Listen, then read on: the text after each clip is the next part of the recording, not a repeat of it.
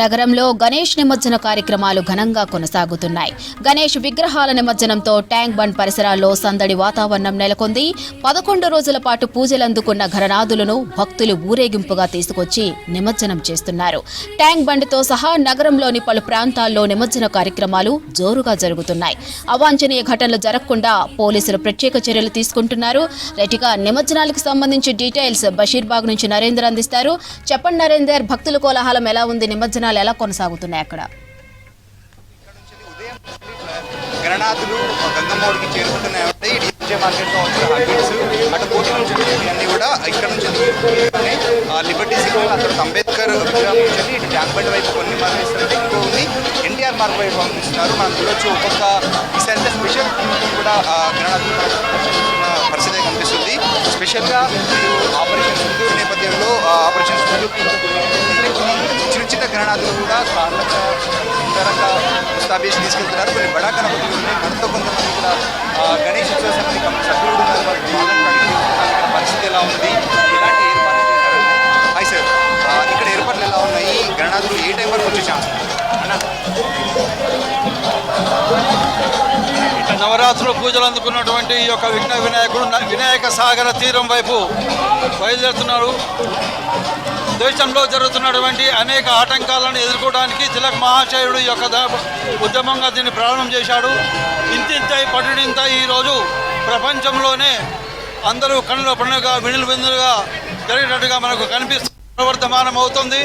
రాబోయేటటువంటి ఆటంకాలన్నీ ఎదుర్కోవడానికి హిందువులు సంఘటితం అవుతున్నారు. అదేవిధంగా మన యొక్క మిలిటరీ కానీ పోలీస్ కానీ దాంట్లో కూడా మన యొక్క ధర్మాన్ని, మన యొక్క హిందూ దేశాన్ని కాపాడడానికి ప్రతి కుటుంబం కూడా సహకారం చేయాలి. ఆ సహకారం చేయాలంటే రేపు ఒకరికంటే ఇద్దరికంటే మిలిటరీలో జాయిన్ కావడానికి ఫ్యూచర్ ప్రాబ్లం అవుతుంది. కాబట్టి ఈ సంఘటన ఉండాలి అంటే ప్రతి కుటుంబం కూడా వీలైనంత అందరూ కూడా కనీసం 5 మందిని కంటే ఒకరిని మిలిటరీకి దేశ రక్షణ కోసం ఇవ్వగలుగుతారు, ఒకరు పోలీస్కి ఇవ్వగలుగుతారు, ఒకటి మన పంట పొలాలు రక్షించడానికి, ధాన్యాలు పండించడానికి ఉంటారు, ఒకరు వారి యొక్క కుల వృత్తులను చేపించడానికి ఉంటారు. ఈ విధంగా కనీసం ప్రతి కుటుంబంలో 5 మంది ఉండేటట్టుగా మనం పూర్వంలో మన యొక్క పెద్దలు ఏ విధంగా జన్మనిచ్చారో అదేవిధంగా ఉంటే మునుముందుకు రాబోయేటటువంటి ఆటంకాలన్నింటినీ ఎదుర్కోవడానికి ప్రతి కుటుంబం కూడా సహకరించిన వాడిగా అవుతున్నారు. అదేవిధంగా హిందూ శక్తిని నిర్మాణం చేయగలుగుతారు. ఈ యొక్క వినాయక ఉత్సవం ఏదైతే ఉందో ఈ శివుని యొక్క కుటుంబమే అన్ని ఆటంకాలకు నిలయమైనటువంటి జంతు ప్రదర్శన మనకు కనిపిస్తుంది. అన్నీ కూడా అంటే పులి ఉంటుంది, పాము ఉంటుంది, ఎలుక ఉంటుంది, ఏనుగు ఉంటుంది. ఇవన్నీ ఒకరికొక వైషమ్యాలను ఏ విధంగా కలిసి ఉంటారో ఆ విధంగా అనేక కుల వృత్తుల వాళ్ళు ఉన్నప్పటికీ వీళ్ళందరూ కూడా మేమంతా హిందువులం, బంధువులం అని చెప్పేసి చాటి చెప్పడమే ఈ యొక్క వినాయక చవితి, వినాయక నిమజ్జనం యొక్క ముఖ్యమైనటువంటి ఉద్దేశం. అంటే కుల మతాలకు అతీతంగా చిన్న పెద్ద అందరూ కలిపి జరుపుకున్న పండుగ ఇది. ఈ వినాయకుల నిమజ్జనం ఏ టైం వరకు జరిగే అవకాశం ఉంది? రేపు కూడా కొనసాగుతుందా? ఈ వినాయక ప్రతి సంవత్సరం అయితే 10 గంటల వరకు కూడా జరుగుతూ ఉంటుంది. ఈసారి ఉదయమే తొందరగా ప్రారంభమవుతుంది కాబట్టి అదేవిధంగా గవర్నమెంట్ అనేక చోట్ల చిన్న చిన్న చెరువులను నెలకొల్పారు కాబట్టి కొద్దిగా ఉదయం 7 గంటల లోపల పూర్తవుతుందని చెప్పేసి అనుకుంటున్నాము. ఈసారి మీరు చెప్పండి, భాగ్యనగర్ ఉత్సవ సమితి నుంచి వెళ్ళి ఎలాంటి ఏర్పాట్లు చేస్తున్నారు? ఎక్కడెక్కడ మీ వెల్కమ్ స్టేజ్ నుండి? నమస్తే అండి, నా పేరు పూసా రాకేష్, షేక్పేట్ డివిజన్ అధ్యక్షుని. నేను చాలా బాగుంది. ఆనాడు బాలగంగాధర్ తిలక్ గారు ఏర్పాటు చేసినటువంటి హిందువుల ఐక్యత ఇవాళ కనిపిస్తుంది. ఇవాళ చాలా మంది హిందువులందరూ ఐక్యమై ఇవాళ నవరాత్రులు పూర్తి చేసుకొని ఇవాళ వినాయక సాగరం అవి తరలి పెడుతున్నారు. ఇవాళ హిందువుల ఐక్యత ఇవాళ మనకి ఇప్పుడు కనిపిస్తూ ఉంది. అదేవిధంగా గవర్నమెంట్ కూడా ఈసారి చాలా ఇబ్బందులు గురి చేశారు.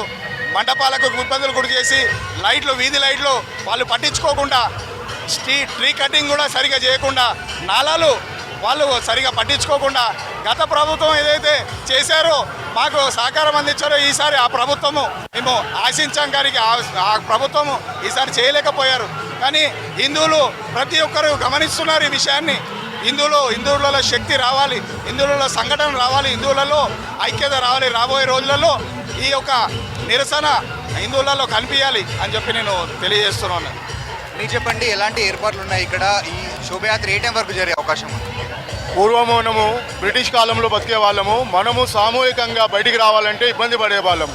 అయితే బాలగంగాధర తిలక్ గారు ఏం చేశారంటే ఏదో ఉత్సవం చేస్తే ఉత్సవం పేరు మీద మనం బయటకు వస్తామనే ఉద్దేశంతో మన భాగ్యనగర్లో 1980లో భాగ్యనగర్ ఉత్సవ సమితి తరఫు నుండి భాగ్యనగర్ ఉత్సవ సమితిని ఏర్పాటు చేసి గణేష్ మండపాలను ఏర్పాటు చేయడం జరిగింది.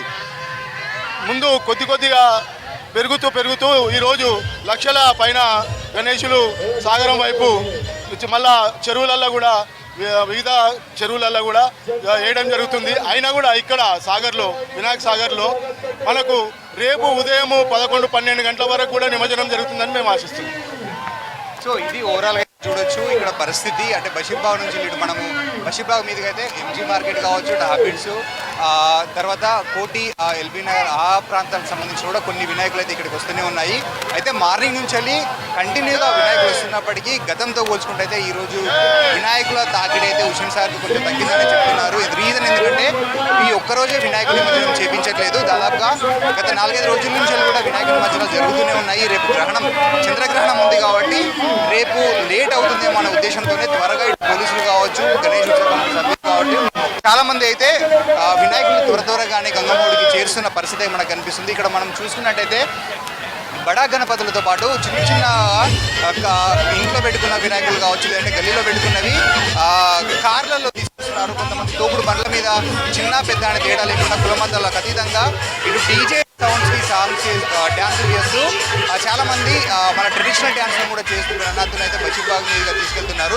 మనం చూడొచ్చు ఇటు ఫ్లోటింగ్ ఒక్కొక్కసారి అయితే కంటిన్యూగా ఫ్లోటింగ్ ఉంటే కొన్నిసార్లు మాత్రం ఒక 10 నిమిషాలు నుంచి 15 నిమిషాలు మళ్ళీ గ్యాప్ వస్తుంది. ఇటు చార్మినార్ దగ్గర కూడా ఇప్పుడైతే భారీ క్రౌడ్ గణపతులు అయితే ఉన్నాయని చెప్పేసి చెప్తున్నారు. అక్కడి నుంచి కూడా అర్ధరాత్రి లేదంటే రేపు ఉదయం వరకు కూడా నిమజ్జనాలు అయితే జరిగే అవకాశం అయితే ఉంది.